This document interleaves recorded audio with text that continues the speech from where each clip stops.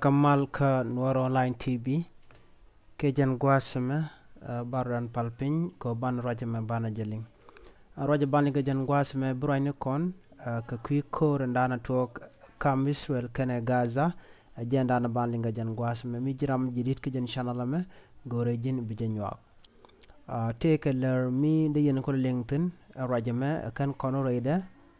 rajame chalado en kurdan tore wich ka Gaza kene Israel chalado misha la ray Bible bana je shulin kelino yen gwazda ande ko rajum de ko linga jan chalado en kurun to ka kam Israel kene Gaza akur misha gore Bible der je kwen ba ka Bible misha garpin gwas ma biye jekten chalado ba jedak kala je ken kene terwach mala milat kene ko ken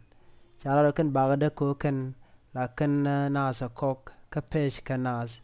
kanitin kon tila Gaza deri rajma deri jiko gwa ko deri linka lode ko gorjano long de mandan lerode shitkatan danen yan ke wike je niga kor gwa zedan shumen tama de jangaja gwa ko kan riun nene tungwan kanit kon tila Palestine ke Gaza riudien kuken chonkel ka jek shi chunken kel ka goy ka chunken kel ka jek kone shanen re wich ke ga ta dan le rode ja jen dobo ko ay gorno ba raje me ba je kwen ko ba je ngajo kan dia let ka rodien de bi chu kwen ka mos chu ka kel bas bakel wona ka baro be mandana cha goten ka kwi Gaza bi je jek eno Gaza chala do wunni ba dak ko ken wana je kayni ka wana nas na ka nas loro bang telo latkeno keneto ekot latkeno kosika kozmeterm de ladeka mo de nangna na ka kwi kozane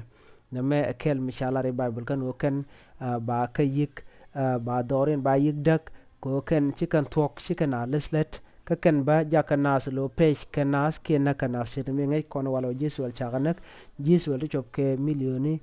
to shop ka bakel chaganak kan dial ka wa na ka jen kwi terra to tone ka jen gwasa me en lerano kontine jeno ka shanga baro ka paywel ron kina daraw wijen daro diok shwa Jisuel shwa jamak ka shwa kanak shwa na to chop ka ku daru jen dan die awon yam shwa kanak ten ka shwa na to chop ka ku daraw ba shwa ka pech nasin kon la Jisuel ka pech kenetin contentual ka maske de jen antere wich ka Gaza na me shulosh neten kon tila Jisuel shulodien jo jega long ka tashi man cha news nasin kon tila Gaza ko Gaza cha gor ka Bible no ken ka jengne ti she no no de ko rodien woch gwanne tin kon tin cha nok kon yala no de ga tin chit ko na ka nas lor bang cha jinga jo jin Christian ke jira mo mi tre lwakos ki gorjus ba jine ga ken ane to chala do ken ka jitar goyni ke jitar chungni ko chicken chung chicken kanok ken ji polisin mut ken men kana gad ke na kana na ran ramduang ramdit te rampel kana mut ken gad tiene ke tor ashan gar muton paidap ke duang mish dong long mishiro de long ashan ramle la ngol ke ramte ko bom point te rampel kana na kana kandial gwas ngar ke mungar natin shuka nati shop ke kudaro woni am nak tenen gwas mone ka shuka tana shukan ka pe shukan nang la pe ene me mi che jojo nas nanga nas la pe ngum do dim ru kuji mi nyu dene to ke she tene ki ga nas jek ko bia neiti telwang bia ga pere ka chinyin yen ke de ni kuen gala nak bang pe yen ka kanag yen ka man gar ken lo ngud yen ka joj etel dual ko shala do ken changa dwal muto teleje na kan nas re lora bang no an gwas mo chukum Israel chu yuke kashwe chulada no ba Gaza ba de yigdak ka ba kan nas tin na ka Israel lora bang kangot ka gad ba kan na ne dialan kon tila Israel kira mete ke right ke mat ka Israel ko na kan ka kane ti ba ka yik yot jok ke Israel ba Gaza ba je woitet kedin la Gaza jen kem refugee tigatin la refugee niga gwase dane che korme che tuok try latin lo gwab me tigatin lo lwakatin UN ena mo awaken tin kon la kan kula nang lo chit ka kwak chikin ma turi la kan we let la mech tin kon ku kan Jesuel le na ka ken wale ndob mo ka jen gwa dan chuisel chu ken o che goro be gaza be chonkel ke je duno ngode piu kana kwan ke jada danen gara turbiel ke je kana Israel ba ka Israel ba chikan lugo chingen kel kane de konti la je gaza duno en kume me men dich danen ku gaza la rach la Hamas ka nasten kontin nak ke Israel ala let ken ka pin mi chi dolat bikan Israel bikan kana ka chala do kane de kontin waka ka jiran kana ji Lebanon ki Hezbollah kane ti washungan kel ka Hamas ka madeno naga ni Israel ko Israel kan Christian ki ke Jews namo jaka netin ko kentin nyer ke Israel ko bika rodian mat bikan Hamas bikan loko bikan Gaza bikan Israel bikan kula doin mat namo wajere kela danan chiben ka jen gwasedan an doban share leka kuma Israel ka jen gwaseme larkan no bana dialtin te ka Gaza ba ka zil wike ba ka hodre wich shukane shulado kane dial konte kano skating te niam ba ka nang jokwa la ba nang ka sos en gwad da nang ka tin gwad mi chare leka kan ko gwad mo gwam telere ko gwad ndana wo ke Egypt minyu do di Egypt dara border ke dara jalab dina sin ko la ji Gaza de ga won wini de ga otin amene mi shukoro me che tok mi che tok de nyog lu we dien ka do bana chalat keje a Israel ko Israel at kano kan kontin nakane kare dun yene de konde la Palestine ka kan ya mas waji kan chunkel ka Palestine na kan gamba menji Palestine ban yo jiga yo no mo je na shaguj ka jen gwas mo chu Israel chu ka ne de kon la jiga ze kan mo ka tan yandar rungwan ko bugo ruden wo re dor ken dit kere tarayni ken ko bu kan jien bugo wo ka sotan cha lara wukaten ka kore chu ji Palestine dul wal dini jen re we ka Gaza ka sos gwasan chana jogno wukaten chu kan yan man midit chala do ken ke go tur manana chanu ala doy ken mach doy ken ke which hospital ke dul wal doy ken mo ti daw ker chu chu jongwaza mo choro do yor dul wal shenas ti shop ke kudang die chakanak kane te konda la ji Palestine ke je Gaza no mo charing midit shuka nazati la ji Hamas shuka no bi ke Israel bi kana shaka ju kan Israel no ka yen nak ne to ke yen nak nasto kane ti kudang die to rudian ka gat chala non ne me waje ne dor mugur kan jeno bi kan mon nyodo ishane nak Israel akan tu ko mo kan nak Israel anta mi Israel to gang rodo me sheben ko ikane Israel la ramadan len mi jegone kwaje le menen ramlen mi jeg be we jongne ti ki len mi jegone ba kula deje kula lugu de ke deje kula kapin ni entam ko kan to let ken jengne kan aske kan chinaro de yalla ka ki chinaro de den de gang no mo ken anyo ken chago mo ke tan yandar ngwan ko bne de yalla content ka maj bikan me ken ban bi jen bo ko sos misha kana kan kum Israel kana je gore bene roba palaga de gujo kum sos dan weje kum Israel mo wejak en kum Israel poinde kum menyono gang ken ne ken ka do bana gang ken keja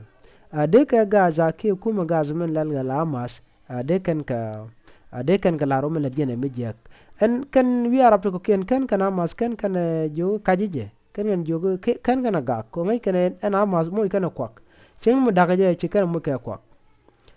namo akel mishala do tiriek meditetin mungot an gwasmo kana se koni kan gane kan kola jia masre widin tawmi kane at chop ku dandi re dul wala mone micha bogone aken gwadana kan bokan Israel kola kan Israel bok kameti dit ti Michael ti open re dul wal an gwasmo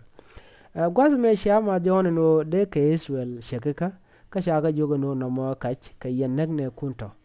chajalat ba shumane kwar United States ni Joe Biden chaga jogo no malad yena she chong kanasten kon tin nakane kun gat ke ni neden kon chal ka mas akana gada re hospital ke re dul walan wini amisha gak ke chineti kon ti la je security ke gang chikana lat bona shike video ni gari alka mani turu nika ko melat ke ekaj namo akel mishala let ke kel mishala do neitin kon la jama se ken negrodien karodieno duno shikaro let to ko ken gor kana to cha bangach gurguno bayes wele baje chubel ki ba chuto ken enakanas lor banki ko kana nak nang dit kashi jalode ken ko la jama se ken ko nak ne ken shala do are kore me chana ti chop ke kin dangwan wonyam nak ka Gaza nas kon la ji Palestine ka Gaza chineri chwe kin ngwan shikeliu ka chala do tin na ti chop ke ji bon ti chop ke kidir ku dangwan u do wel diok te ka bot ka riu diena wa ka gat kana men ti chop ke ku dang bakel u de bakel ti chamu ka bot ba kan to ka men re wich ka Gaza chala do ci Israel ti chop ke kidir ku dangwan shakanak wonyam kidir kurungwan shakanak ke Israel shakanak jamas ke ken metin dir kon la ken ka bokan yal tin la kula wiya ta ka ayon dum no ko la ken wan tani la ken len ki toy toy ken u kana nang re wo ke Israel an gwasma chala cha kidir ku dangwan shakanak kana sen kon tila Israel ka chana to chop ke kor wirjen bangon shaka moy ka bot ane anasin kon tin la chaka pay keneke korin bangon pay keneke anasin kon la jamas nasin kon tin kete na ka ji Israel atog ne ka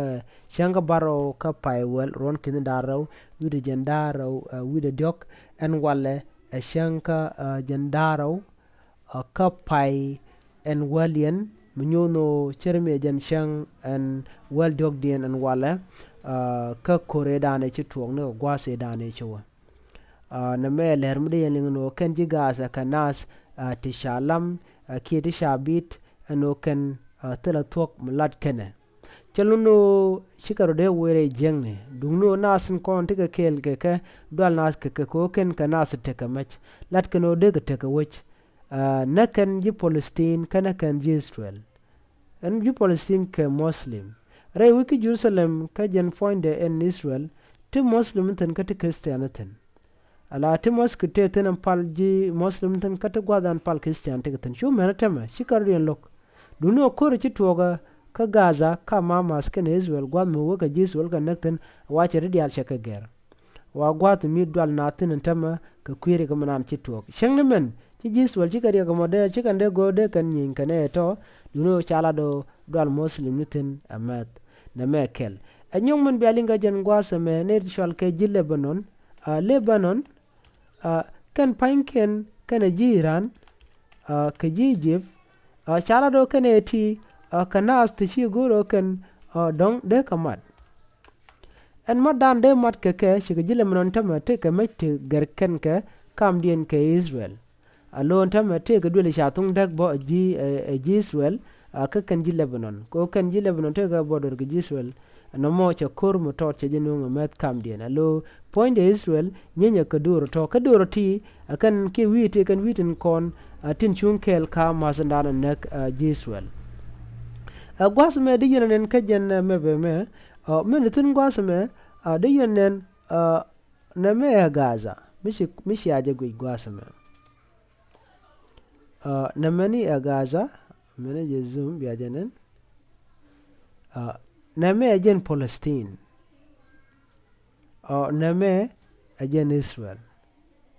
en gwaze dan len ngwa rodin tin ajen gwaze gwen gwaze me tinati ke jen re wujon gwaze me shiken naad benak re wuj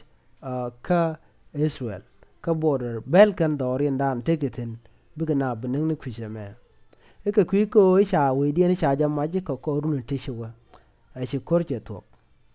so ana me are kel ko jin mi wina nak bang ka do mi shajen la na da nag baji pal ke bina bugo caption mi kana mi kana ala kama na me nunga jazra mi dilun ko kuma Israel ko ne de tot ko jen gwade ni motor me woni alna gwas me mo de na me Israel na me ne ene me arek medit ala ne tin kono te kono gwas me chaga jo yen biya jien biya ben ka sos biya ke jib ko kuche mena ene me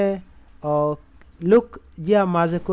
kan mo yene ban re wi gwas me ka no ske ka Gaza ala gwadan kono kwa dole kono kwa la dak look no dos ke sin ko kan ngai kana bagalo je ko rodin ka chaga jo yen dial ko ne den kontin kulla jia mas chigana da jel ke bi ni de ni kan jel ke civilian kan the same people can the content la civilian batin jel kan la jimen mo duno mi rana $1 ya gere ba wide be kumbaro mo de ko ken ba shi wede je na mo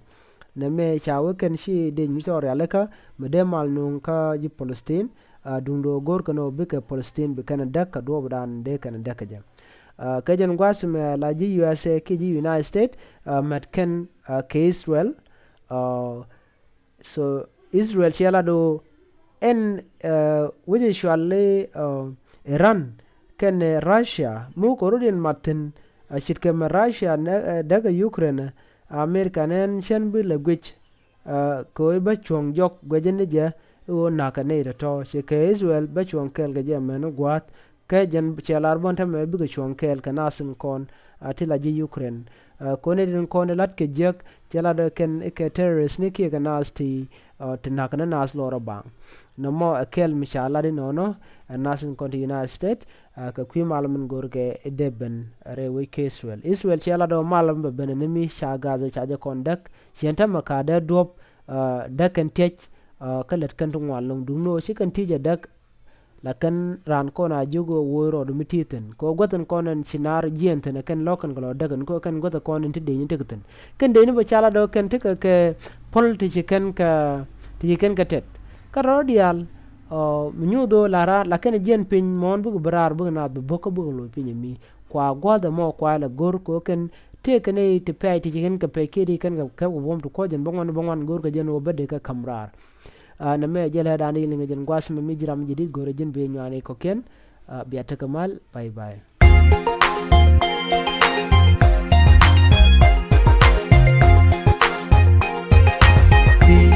kumadami wewe tala hambu tuiti